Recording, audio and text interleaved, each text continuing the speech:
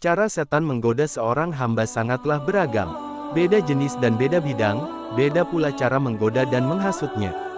Hamba yang berprofesi sebagai pedagang, maka dihasut untuk memakan harta riba.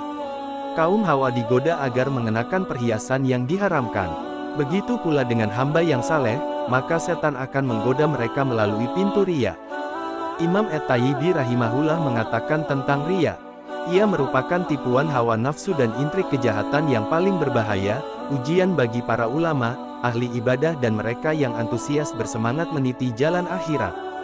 Sungguh riya, merupakan jebakan paling tersembunyi, namun sangat membahayakan seorang hamba.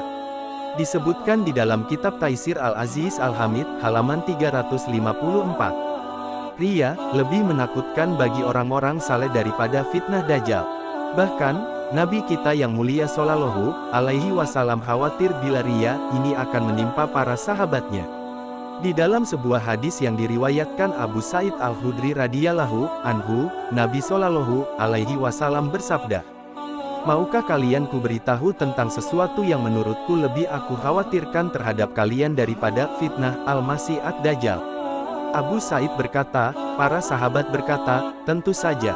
Beliau bersabda, "Syirik khafi yang tersembunyi, yaitu ketika seseorang berdiri mengerjakan sholat, kemudian dia memperbagus sholatnya karena mengetahui ada orang lain yang memperhatikannya." Hadits riwayat Ibnu Majah nomor 3408. Dihasankan oleh Syekh Albani. Orang saleh, jika melakukan sebuah ibadah karena riya, di akhirat nanti ia akan diadili sebelum orang lain. Nabi Shallallahu Alaihi Wasallam bersabda, "Sesungguhnya manusia pertama yang diadili pada hari kiamat adalah orang yang mati syahid di jalan Allah. Dia didatangkan dan diperlihatkan kepadanya kenikmatan-kenikmatan yang diberikan di dunia, lalu ia pun mengenalinya. Allah bertanya kepadanya, 'Amal apakah yang engkau lakukan dengan nikmat-nikmat itu?'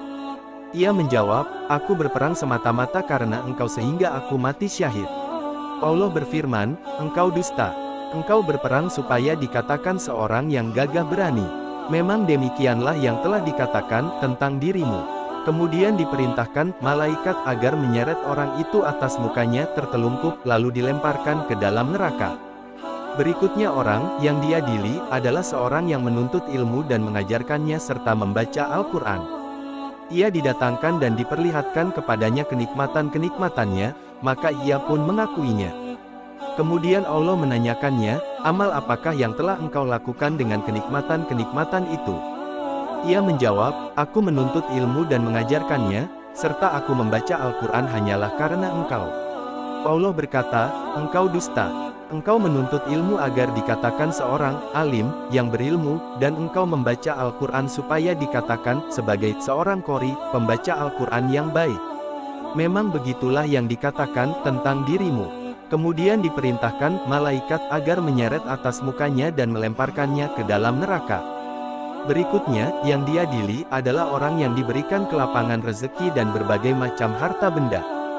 Ia didatangkan dan diperlihatkan kepadanya kenikmatan-kenikmatannya, maka ia pun mengenalinya, mengakuinya. Allah bertanya, 'Apa yang engkau telah lakukan dengan nikmat-nikmat itu?' Dia menjawab, 'Aku tidak pernah meninggalkan sedekah dan infak pada jalan yang engkau cintai, melainkan pasti aku melakukannya semata-mata karena engkau.' Allah berfirman, 'Engkau dusta. Engkau berbuat yang demikian itu supaya dikatakan seorang dermawan, murah hati, dan memang begitulah yang dikatakan tentang dirimu.'